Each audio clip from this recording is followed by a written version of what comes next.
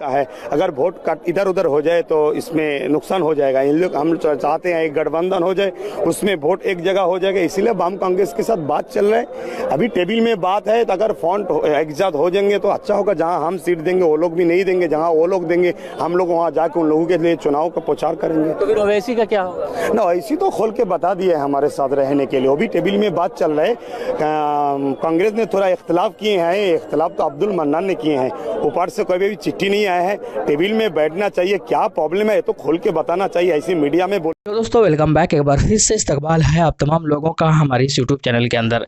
आइए दोस्तों बात करेंगे इस वीडियो के अंदर कई सारे अहम मुद्दों के बारे में। बात करेंगे कि एक्चुअली स्टेटस क्या है, सही स्टेटस क्या है बंगाल के अंदर, आईएसएफ और एआईएम के बीच में स्टेटस क्या है, आईएसएफ और कांग्रेस और लेफ्ट के बीच में जो बातें चल रही है उनका स्टेटस क्या है। कुछ लोग कह रहे हैं कि एआईएम को छोड़कर आईएसएफ जो है वो कांग्रेस के साथ जा रही है, लेफ्ट के साथ जा रही है। इन सारी चीज़ों के ऊपर हम लोग सही जानकारी जो है इस वीडियो के माध्यम से बताने और जताने और जो है सही जानकारी मालूमात करने की कोशिश करते हैं।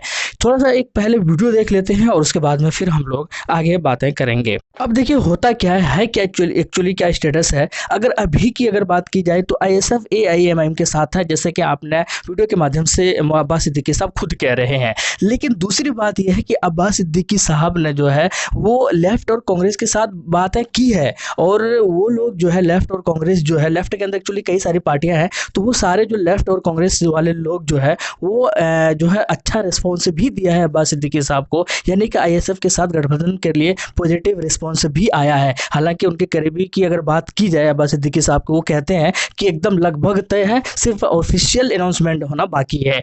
कुल मिलाकर ये बात है, अगर अभी तक की ताज़ा अपडेट की अगर ये बात है। लेकिन अब्बास सिद्दीकी साहब थोड़ा सा नाराज इसलिए है क्योंकि कांग्रेस जो है एआईएमआईएम के लिए जो है वो दूसरी तरीके के बातें रख रहे हैं, और वो बातें सिर्फ मीडिया के सामने रख रहे हैं। आईएसएफ के सामने जो है वो लोग इस तरीके की बातें बिल्कुल भी नहीं रखा है, जैसे कि मीडिया के सामने मन्नान साहब ने रखा है, जो कि कांग्रेस के एक लीडर है बंगाल के अंदर। वो रखा है कि अगर आईएसएफ एआईएम के साथ एसोसिएशन में रहते हैं, साथ में गठबंधन में रहते हैं, तो हम आईएसएफ के साथ नहीं जा रहे हैं हम। लेकिन अगर वो एआईएम को अलग कर देते हैं आईएसएफ यानी कि अब्बास सिद्दीकी साहब, तब जो है हम अब्बास सिद्दीकी साहब के पार्टी के साथ गठबंधन करेंगे। ये जो बातें हैं ये बातें मीडिया में चल रही है, मीडिया को उन्होंने बताया है, अखबारों के अंदर जो एडिटर है उन लोगों को बताया है, कुछ इंग्लिश अखबारों ने इसको आर्टिकल बनाकर छापा भी है। तो ये बात जो है अब्बास सिद्दीकी साहब थोड़े से नाराज़ दिख रहे हैं। बेसिकली उनका मानना है कि जो भी बात है, आप कुछ भी कह रहे हैं या आप कुछ भी चाह रहे हैं हमसे रिलेटेड या एआईएम से रिलेटेड, तो आप हमसे बात कीजिए, ना कि मीडिया में बातें कर। मीडिया में बातें करने का मतलब क्या है? मीडिया में क्यों कह रहे हैं कि आप एआईएम की पार्टी आईएसएफ के साथ रहेगी तो हम नहीं जाएंगे? क्यों कह रहे हैं? आपको अगर नहीं रहना तो आप हमसे बात कीजिए, आपको जो भी प्रॉब्लम है आप डायरेक्ट वे में हमसे बात कीजिए, ये कहना है अब्बास सिद्दीकी साहब से।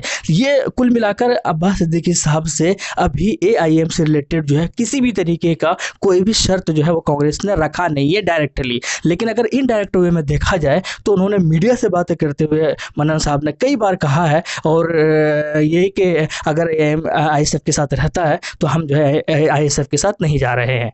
दूसरी सबसे बड़ी बात, कांग्रेस को कोई फर्क नहीं पड़ता कि सरकार किसकी भी आए, जीते कोई भी, उसको कोई फर्क नहीं पड़ता कि बीजेपी की जीत हो या बीजेपी की हार हो, टीएमसी की जीत हो या टीएमसी की हार हो, लेकिन वो हमेशा चाहती है कि मुसलमानों की क़यादत ना हो। अब कुछ लोग कह रहे होंगे कि यार मतलब आप तो ऐसे ही कह रहे हो, लेकिन मैं ऐसे गधों को कहना चाहता हूँ कि अगर आपको पता है तो ठीक है, अगर आपको नहीं पता तो इस दुनिया का सबसे बड़े बेवकूफ़ों में आपका शुमार होता है। क्योंकि आप थोड़ा सा राजस्थान की ओर चलिए और राजस्थान के अंदर जाकर देखिए कि एक सीट के लिए बीटीपी को समर्थन देना चाहिए, लेकिन उन्होंने बीटीपी को समर्थन ना देकर सिर्फ किस लिए, क्योंकि अपने बस फायदे के लिए, और उसको इनडायरेक्टली कहीं ना कहीं बीजेपी को फायदा पहुंचाती रही है। और यहाँ पर तो इन्होंने डायरेक्ट फायदा पहुंचाया है और बीजेपी के साथ गठबंधन कर लिया निकाय चुनाव के अंदर। तो आप समझ सकते हैं यार, आप समझ सकते हैं कि किस डायरेक्शन के अंदर कांग्रेस जाती है और उसका क्या मंसूबा रहता है। और अगर आप ज़्यादा मालूमात हासिल करने की चाहते हैं, कोशिश में लगे रहते हैं, तो आप उठाकर देख लिए बाबरी मस्जिद का डिमोलिशन, फिर आप उठाकर देख लीजिए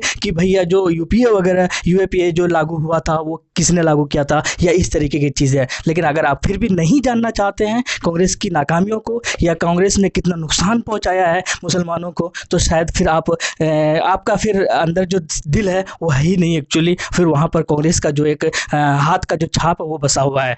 यही वजह है कि वो जो है वो चाहते चाहती है कि भले ही वहाँ पर बंगाल के अंदर जीत हो या ना हो, लेकिन आईएसएफ और एआईएम जैसी दो बड़ी पार्टियां या दो मुसलमानों की क़यादत करने वाली पार्टियां एक ना हो, क्योंकि उसे पता है एक हो जाएगा तो भैया ये मसला सिर्फ बंगाल का ही नहीं है, ये मसला जो है हर स्टेट के अंदर हो जाएगा, ये मसला जो है तमिलनाडु के अंदर हो जाएगा, ये मसला जो है असम के अंदर हो जाएगा, ये मसला जो है यूपी के अंदर हो जाएगा, कि जहाँ जहाँ पर जो मुसलमानों की पार्टियां हैं, अगर बंगाल के अंदर ये दोनों एक होते हैं और कामयाबी मिलती है तो हर राज्य के अंदर इसी मैकेनिज्म को वो लोग फॉलो करेंगे, और जितनी भी मुस्लिम पार्टियां जैसी है या जो दलित जैसी पार्टियां हैं वो एआईएम के साथ चले जाकर कांग्रेस का बेड़ा या कांग्रेस का पत्ता साफ कर देगी। ये चीज़ें बिल्कुल हक है और इसे समझने की कोशिश कीजिए। यही वजह है कि मीडिया के अंदर कांग्रेस ये बार बार बयान दे रही है, कांग्रेस ये कह रही है कि अगर आईएसएफ के साथ रहता है तो हम जो है आईएसएफ के साथ नहीं जाएंगे। यही इसकी हकीकत है, यही सच्चाई है। अगर आपको मानना है तो मानिए,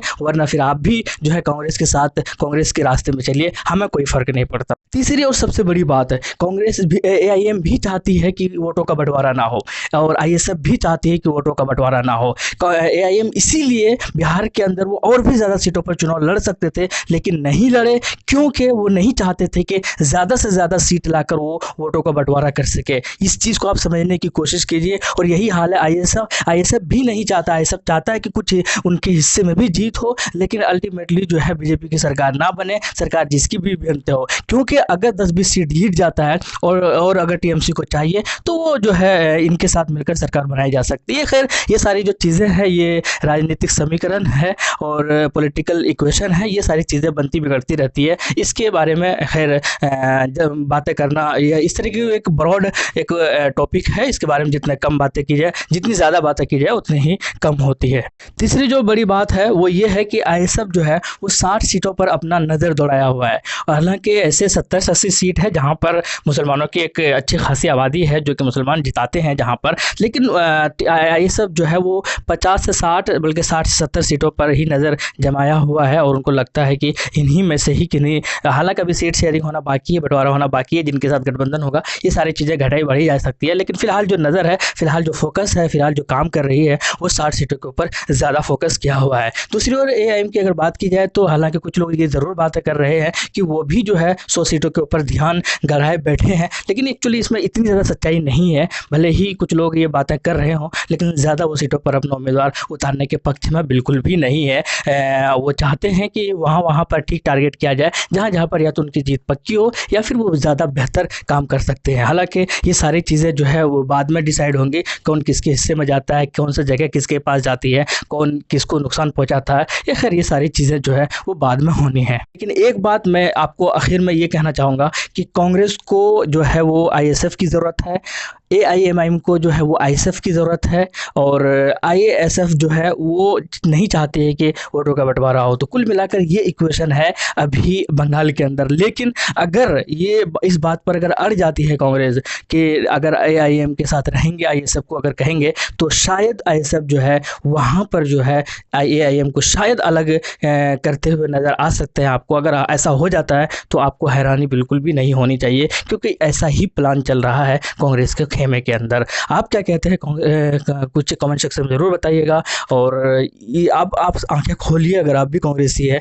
तो आप आंखें खोलिए और ये समझने और समझाने की कोशिश कीजिए, भैया ये चाहता नहीं है कि दो मुस्लिम क़यादत दो एक जगह आकर एक जो है एक बड़ा कारनामा कर जाए और इससे जो है दूसरे राज्यों के अंदर भी कांग्रेस का पत्ता साफ हो जाए। ये बात बिल्कुल कांग्रेस समझ चुकी है, इसीलिए इस तरीके का जो है इक्वेशन तैयार करवा रही है, ताकि मजबूर होकर ये दोनों आपस में ही बढ़ जाए और जो है फ़ायदा जिसको हो उसको फ़र्क नहीं पड़ता कांग्रेस को वो। लेकिन ये नहीं चाहते हैं कि मुसलमानों की क़यादत में जो है वो पुख्तगी आए। ये बात मुझे लगता है, आपको क्या लगता है कमेंट सेक्शन में ज़रूर बताइएगा। शुक्रिया, जय हिंद, लव यू।